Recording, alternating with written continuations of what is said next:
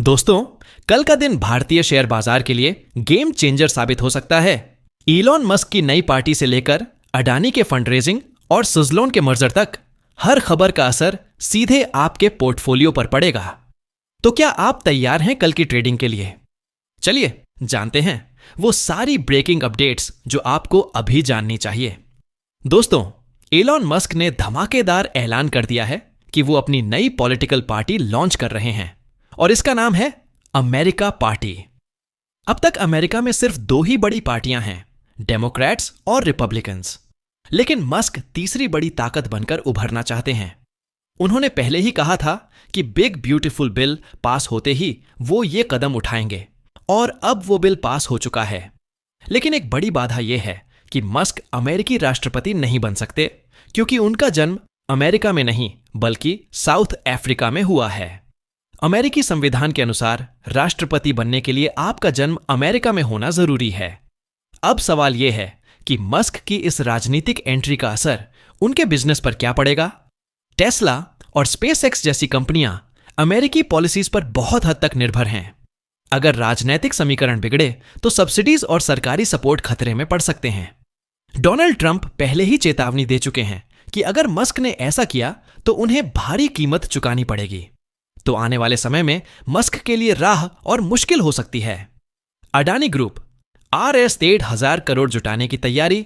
Adani enterprises RLA 1,000 crore के non convertible debentures NCDs जारी करने जा रही है। इनका इश्यू डेट है 9 जुलाई। हालांकि ये अमाउंट बहुत बड़ा नहीं है, लेकिन अडानी की हर फंड रेजिंग पर मार्केट की पैनी नजर रहती है। पिछली बार जब अडानी ने फंड रेज करने की कोशिश की थी तब हिंडेनबर्ग की रिपोर्ट ने पूरी दुनिया में हलचल मचा दी थी। तो इस बार क्या सब कुछ स्मूथ रहेगा या फिर कोई नई चुनौती सामने आएगी? ये देखना दिलचस्प होगा। अल्ट्राटेक सीमेंट CCI की नजर में। अल्ट्राटेक सीमेंट को लेकर रिपोर्ट्स आईं कि competition commission of India CCI उनके खिलाफ कार्टेलाइजेशन की जांच कर रही है। कार्टेलाइजेशन यानी बड़ी कंपनियों का आपस में मिलकर दाम तय करना ताकि मार्केट में कंपटीशन खत्म हो जाए।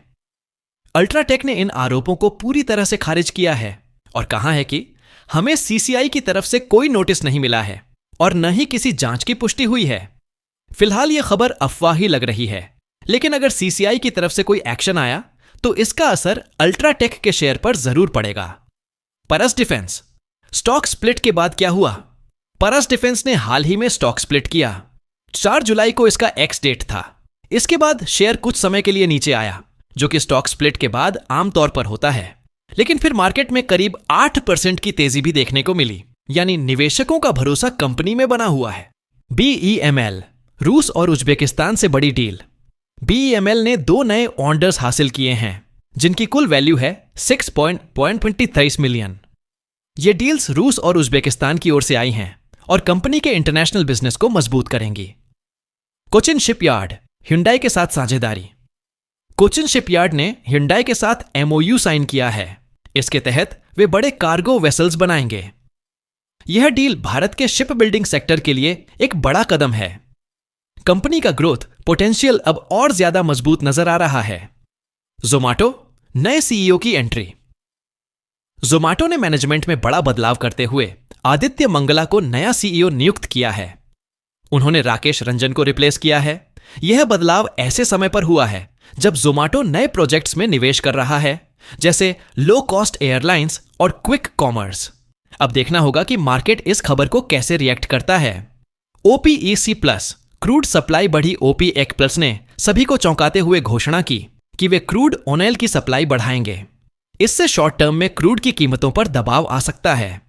इसका असर उन कंपनियों पर पड़ेगा जो कच्चा तेल आयात करती हैं या तेल से जुड़े बिजनेस में हैं। सुज़लोन एनर्जी मर्जर का रास्ता साफ।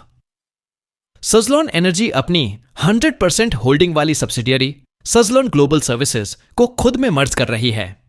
NSE और BSE दोनों ने मर्जर के लिए नो एडवर्स ऑब्जर्वेशन दिया है, यानी कोई रुकावट नहीं है। कंपनी का प्लान है अपनी बैलेंस शीट को क्लीन करना और पुराने लॉसेस को ऑफसेट करना। अगर यह स्ट्रक्चरिंग सफल रही तो सुज़लोन आने वाले समय में डिविडेंड देने वाला स्टॉक भी बन सकता है। Market holiday update. कल बाजार खुला रहेगा या बंद? तो क्या 7 जुलाई को मार्केट बंद रहेगा? जवाब है नहीं। NSE और BSE दोनों ही कल खुले रहेंगे। इक्विटी, FO, करेंसी सभी सेगमेंट नॉर्मल ऑपरेट होंगे। टाटा मोटर्स गिरावट और दबाव।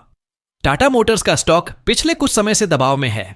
जैगुआर लैंड रोवर के कमजोर नंबर्स और ब्रोकरेज हाउसेस के डाउनग्रेड के चलते शेयर गिरता दिखा। निवेशकों के लिए फिलहाल सतर्क रहना सही होगा। एंजल वन और ब्रोकिंग सेक्टर पर दबाव। जेम्स स्ट्रीट की एक रिपोर्ट ने ब्रोकिंग सेक्टर को झटका दिया है। एंजल वन, CDSL, BSE जैसे स्टॉक्स में शुक्रवार को अच्छी खासी गिरावट आई। रिपोर्ट में कहा गया कि नए नीतिगत बदलावों से ब्रोकिंग कंपनियों की कमाई प्रभावित हो सकती है। आने वाले हफ्तों में इस सेक्टर में और वोलेटिलिटी रह सकती है। तो दोस्तों, ये थी आज की सबसे बड़ी मार्केट अपडेट्स। अब आप बताइए, क्या इलॉन मस्क की अमेरिका पार्टी अमेरिकी राजनीति में गेम चेंजर साबित हो सकती है? और सुज़लोन का मर्जर क्या इसे मल्टी बैगर बनाएगा? अपनी राय नीचे कमेंट में जरूर शेयर करें। वीडियो अच्छा लगा हो तो इसे लाइक और शेयर करना मत भूलिए, और ऐसे ही स्मार्ट अपडेट्स के लिए चैनल को सब्सक्राइब जरूर करें। मिलते हैं अगले वीडियो में एक और धमाकेदार एनालिसिस के साथ। तब तक के लिए ध्यान रखें और समझदारी से निवेश करें।